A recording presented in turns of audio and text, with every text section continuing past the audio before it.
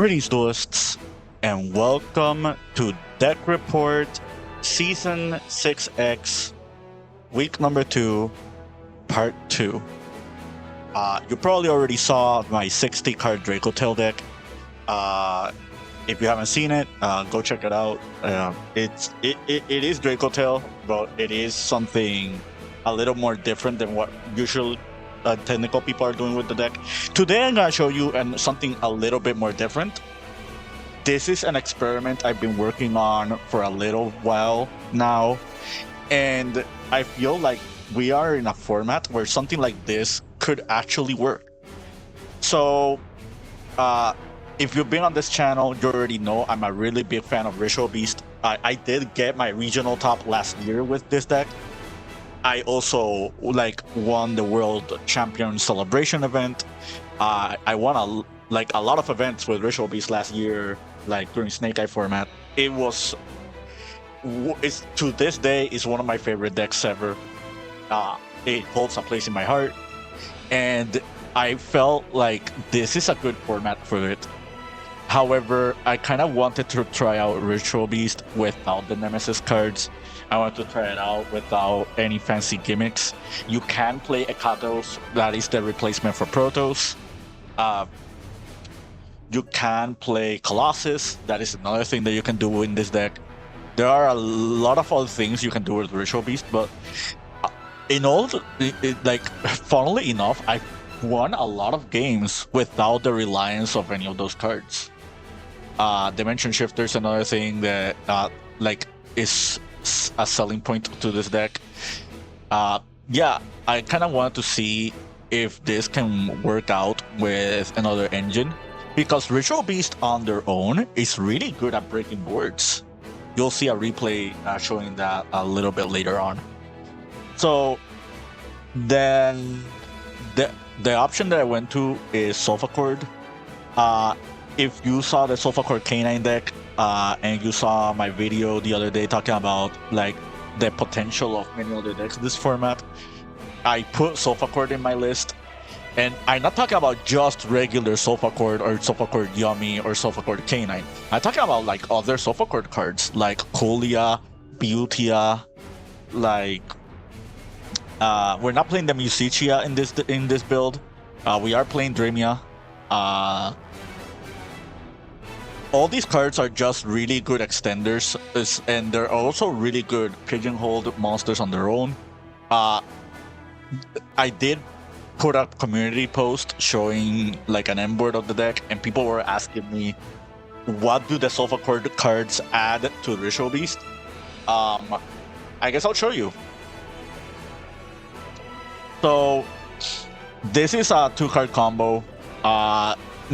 On regular occasions, it's gonna be more 3 to 4 card combos, or just regular Ritual Beast combos that involves any pendulum scale, and you'll see what I mean by that. So we're going to normal Rampengu. Rampengu is going to dump Lara. We're going to banish the Lara, banish the Rampengu. We're going to summon no Kudrago. This is something that people are used to in Ritual Beast by now. We're summoning Kanaha. Kanaha is going to banish the Winda. We're going to special it. We're going to Fusion Dance with the Kanahawk. Reminder that every Ritual Beast can only be special summoned once. So now we cannot special neither Rampengu, nor Lara, nor Winda. That being said, Rampengu does have its effect again. So we're going to do Rampengu's effect, we're going to dump the Apelio, and we're going to link into Kimon Falcos. Now, you notice how we added this Zephyr Pilica? This Zephyr Pilica is the reason we can mix the Solfachord cards. And you'll see why. We banish the other Kimon Falcos with normal summon the Zephyr Pilica. Zephyr Pilica is going to bring back the Apelio. Apelio is going to banish. And now we're going to link away into Beyond the Pendulum. Beyond the Pendulum is a pendulum monster that requires at least 1 pendulum monster as material. Ritual Beast Tamer Zephyr Pilica is the Ritual Beast monster of choice that we're using. It is very, very accessible. It's within our engine. So, like, any Ritual Beast combo can get you to this card. And getting to this card means that you can get to other, like, things. Now you'll see why this Solfachord was important. This could have been any other Pendulum monster. As long as the skills match for the Pilica summon. We're going to use Beyond the Valium and we're going to add Kulia. And now we're going to activate the Kulia. We're going to activate the Solfachord. We're placing both of them in the scale. And we're going to Pendulum Summon the Zephram Pilica.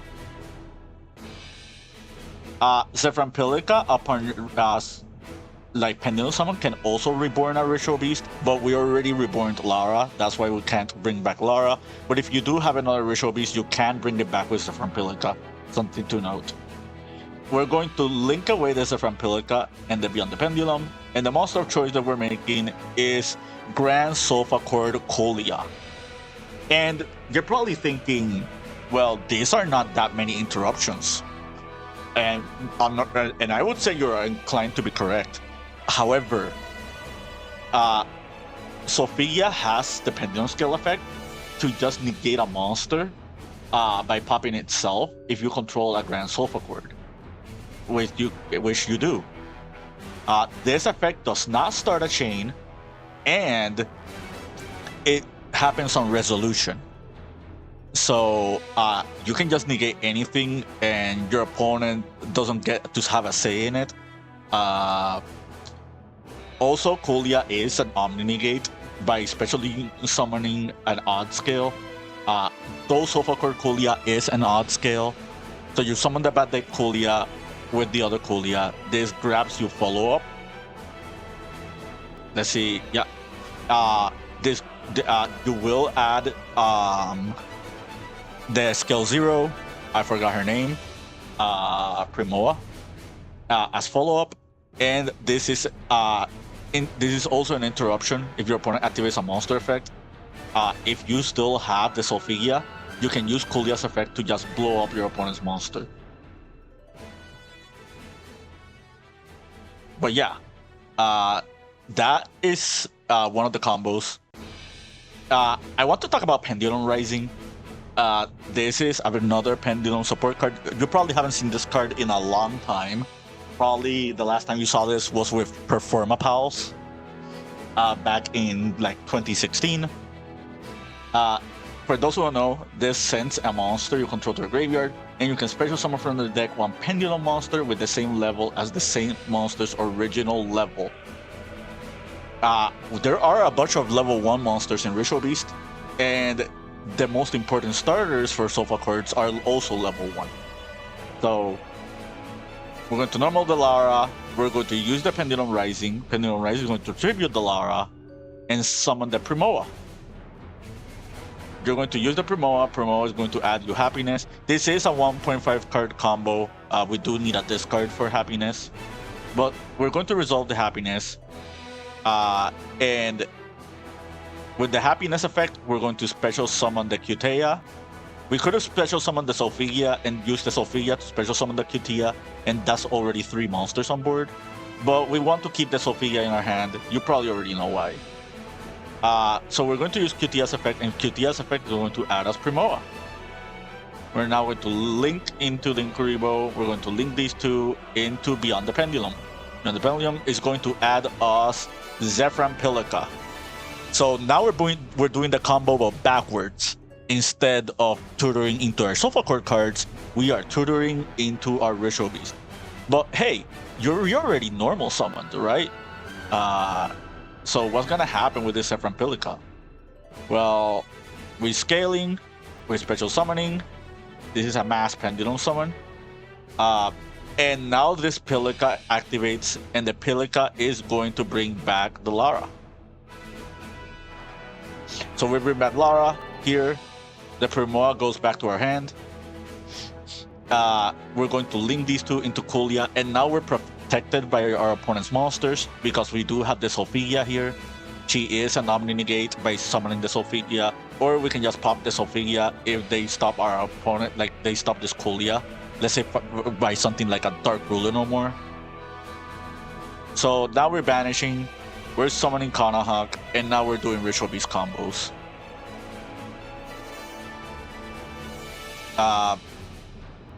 We're just putting back.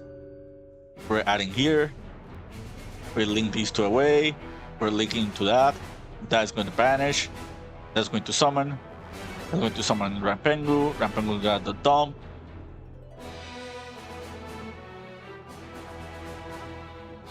We're going to mass summon into Retiari. Retiari can grab us the Pilika. Summon the Pilika. Pilika to summon the Apelio. Apelio to banish.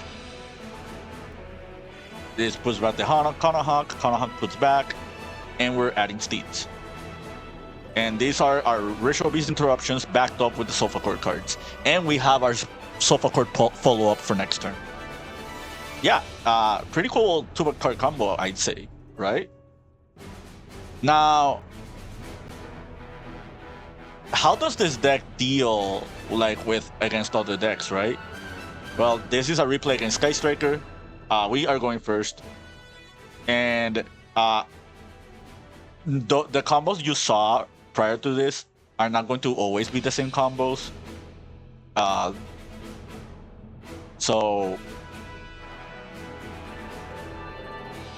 you're probably wondering, why are we going to the Pendulum route now instead of the Ritual Beast route? You'll see in a moment. We're going to scale these two, summon the Cutia, Primoa goes back to our hand. We're going to link into Kulia. We are not protected because we got Solfachord. And now that all of that is said and done, let's banish these two to contact fusion into the Noku Draco. And this is another really strong thing about Ritual Beast. The fact that you have resources from your graveyard that just starts your combos and you just not relying on monsters on board. That is something really strong and really unique to Ritual Beast. Not many decks can do this. Now Lara triggers. Lara is going to summon from the deck. We're going to summon the Rampengu.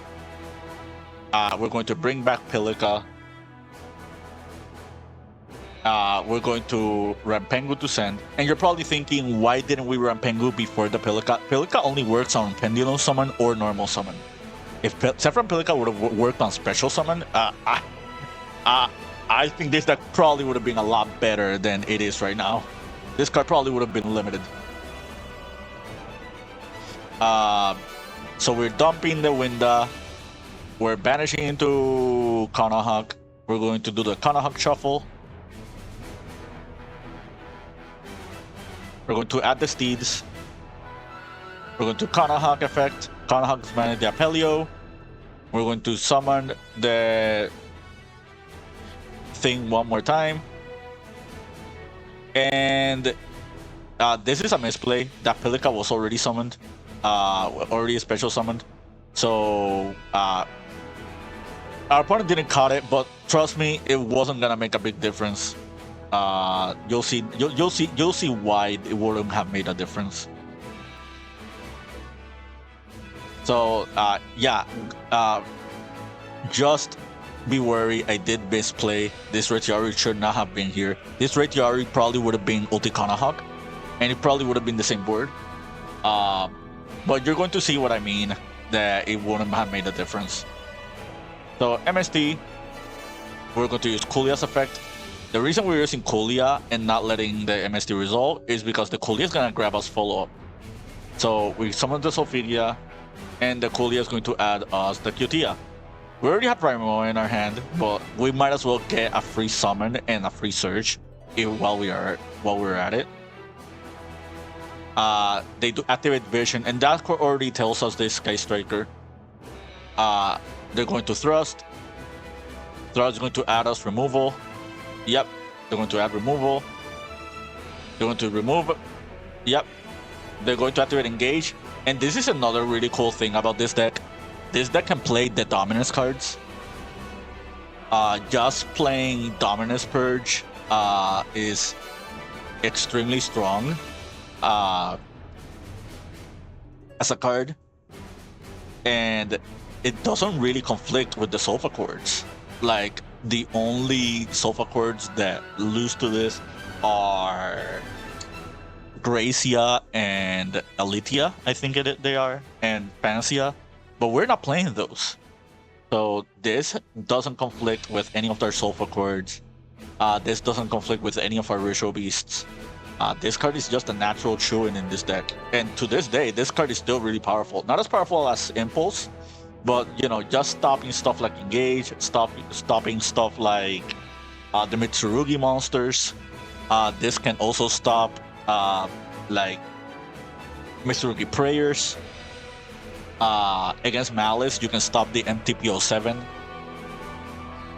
This can also stop Whitebinder from coming back. Yeah, this card is just better Ash Blossom in this deck. They're going to activate Widow Anchor. Like, again, this would have not made a difference. They probably would have just Widow Anchor, took the Kulia instead, and used the Super Poly to get rid of both our Ritual Beasts. They're going to do it backwards. And even if they got rid of our entire board, we have follow-up. We have those. We have these two. But since we're doing the demonstration, we might as well talk about Lara. Lara can just protect Arcana Hawk, and going to summon us the Rampengu, and they cannot run over this Rampengu, so they're going to SP Little Knight on like turn 2. Yeah, they're going to SP Little Knight, banish, draw, and they're gonna take. They're gonna scoop. Like the follow-up was already good.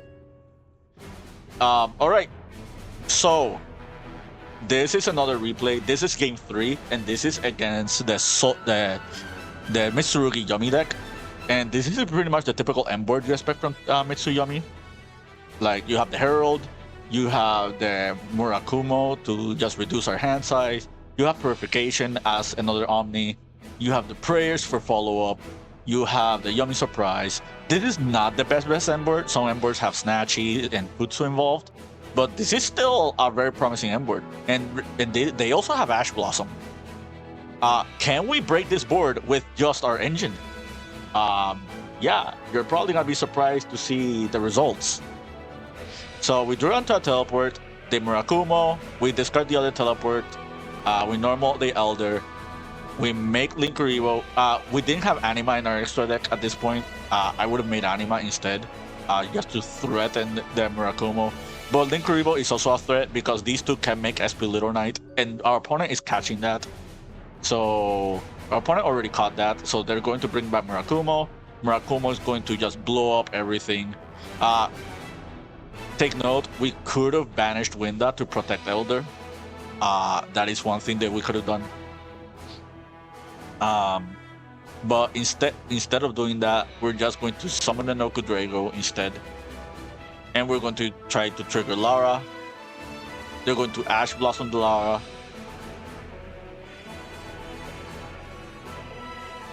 We go to battle phase, we try to swing over the Herald is now gone, the Herald is going to activate, it's going to add the Mitsurugi Mirror. We try to tag out into Elder with Noku Drago, the Purification to negate, the Yumi Surprise to bring back the Copsy, and we still have this Dark Ruler, so we might as well swing the Dark Ruler no more. And you're probably thinking, why didn't we do this on the Herald? We were just waiting for the Yumi to come back, because the Yumis would have been their second wind to just play through more interruptions. So we Dark Rulered. They already Ash Blossomed, so there's nothing stopping this thrust. And we're going to thrust for Happiness. And this is where the Solfachord cards come in. We're going to grab these two.